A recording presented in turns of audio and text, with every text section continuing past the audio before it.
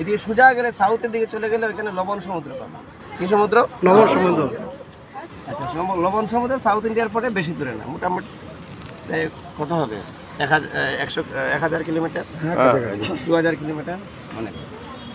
তো এই যে পাহাড়গুলো দেখছেন, এগুলো আস্তে আস্তে উপরে উঠতে উঠতে উঠতে উঠতে ওইখান থেকে 72,000 কিলোমিটার দূরে যাবে। কত কিলোমিটার? 72,000 কিলোমিটার। তো এটা হবে টোটাল ভারতবর্ষ। এই টোটাল ভারতবর্ষকে যদি আপনি 9টা ভাগে ভাগ করেন তাহলে 8 নং ভাগ 8,000 মাইল হচ্ছে কিলোমিটার না, মাইল, 72,000 মাইল। 8,000 মাইল হচ্ছে আমাদের যে ভারতবর্ষের ভারতখণ্ডটা, যেটাকে আমরা গোল পৃথিবী বলি। ক্লিয়ার? হ্যাঁ।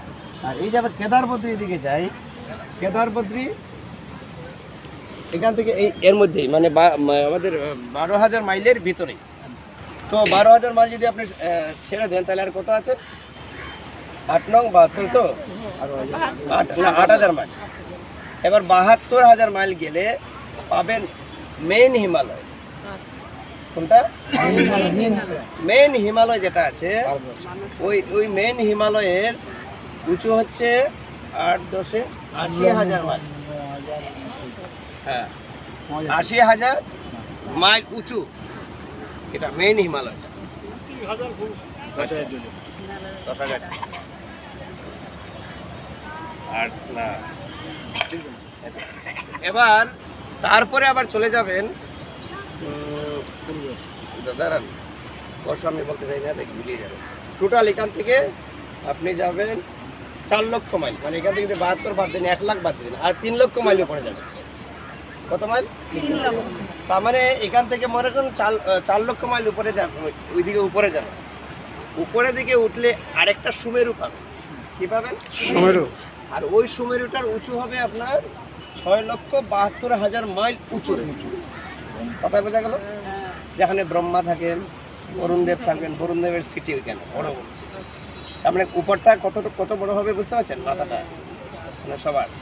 আর ওইখানে কি করছে, ওইখান থেকে আপনার একদম ওই যে ব্রহ্মাণ্ডের একদম লাস্ট অব্দি ব্রহ্মলোক যেখানে থাকে সেখানে ফুটো হয়ে, যে বামনদেব ছিল, বামনদেব এরকম লাথি মেরেছে, ব্রহ্মাণ্ড ফুটো হয়ে গেছে।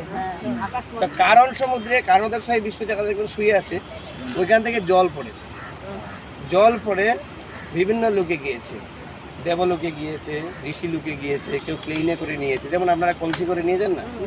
জল তো হচ্ছে, এটা জল না, এটা হচ্ছে একজন নিজের রূপ ধারণ করতে পারে, গঙ্গামা।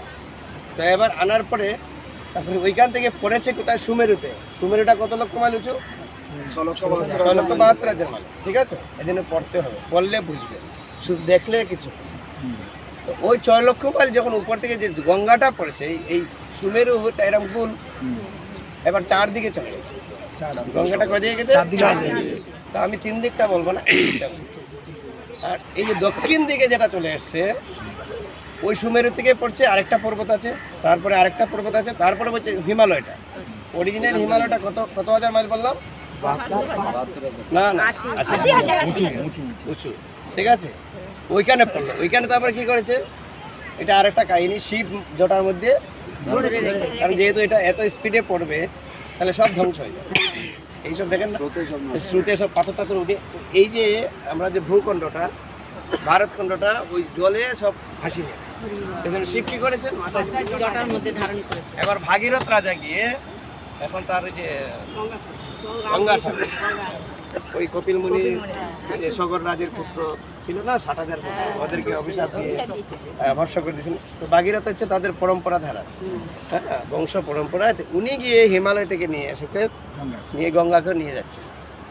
হ্যাঁ, অনেক আহ্বান করে শিবের জটা থেকে বেরোলো, তারপরে এই গঙ্গা এদিকে আসছে। তো এইদিকে গঙ্গা, যমুনা, আপনারা যাবেন কেদারবদ্রীতে যাবেন, যদি পরে জানি না এত উপরে উঠতে পারবেন কি। তো এই গঙ্গাটা এদিকে গিয়ে এটা ভগীরথ হয়ে যাচ্ছে। কি হয়ে যাচ্ছে? ভগীরথ হয়ে। আর নবদ্বীপে হয়ে গেছে জাহ্নবা। কি নাম? আরেকটা নাম জাহ্নবা। এবার নবদ্বীপ যাওয়ার পরে ওই জাহ্নমুনি বলে একজন তপস্যা করতো।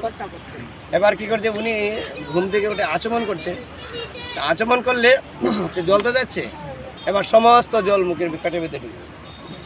এবার ভগীরথ রাজা বলছে, আরে আমি তো জল আমার পিছে পিছে আসবে, জল নেই, কোথায় গেল? তো তারপরে বুঝতে পারলেন যেহেতু ওনাকে ভাসিয়ে নিচ্ছে, মানে উনি বসে তপস্যা করছেন, জলে ভাসিয়ে নিচ্ছে ওনাকে, উনি আচমন করে সব সব পেটের ভিতরে ঢুকিয়ে দিয়েছে। এবার ভগীরথ আকুতি মিনতি করলো, করার পরে এখন তো মুখ দিয়ে বেরোলে কি অসুস্থ হয়ে যাবে না, তো ওই ঝানু কেটে বের করে দিয়েছে। এই জন্য ওই গঙ্গার নাম হলো কি জাহ্নবী মাতা আখি জয়। মানে এটা ভগীরথ হয়ে জাহ্নবী হয়ে ও মেইনলি খুব ভালো লাগলো। এটার নাম কি? চারটা নামে আছে। এটা হচ্ছে অলকা নদী। হিমালয় থেকে যে পরে এসছে এটা কি হয়েছে? অলকা নদী। খুব সুন্দর বলেছে বলেন, হুম খুব সুন্দর বলেছে। বলেছে হ্যাঁ।